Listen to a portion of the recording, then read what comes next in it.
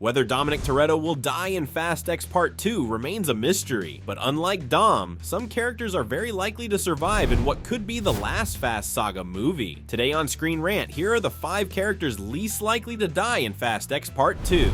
Suffering is over, Dom. It's time for you to die.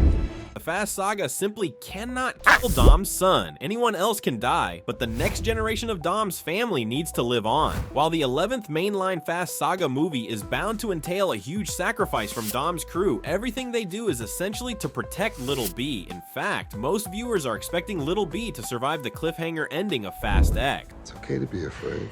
Sometimes fear can be the best teacher. On that note, this next character is even more likely to survive. It remains to be seen whether Brian O'Connor will actually return in any future Fast Saga films. But what's sure is that he won't die. Vin Diesel wouldn't allow audiences to see the late and beloved Paul Walker die on screen. Moreover, should Dom or Letty die in Fast X Part 2, Brian and Mia would be the perfect new caretakers for Little B. It's also highly unlikely for Brian to get into any dangerous situations in Fast X Part 2, which can't be said for these next characters. Many viewers are convinced that Deckard Shaw will die in the sequel, but he is actually more likely to survive when compared to anyone else in Dom's crew. And it's not just because he is arguably the better and more dangerous mercenary. Most importantly, Hobbs and Shaw still needs a sequel, which could serve as the lifeline of the franchise should the mainline Fast Saga end soon. Apart from how his character's arc doesn't entail a big sacrifice, Jason Statham is too big of a star for the franchise to let go of, not unlike the actor who plays this next character.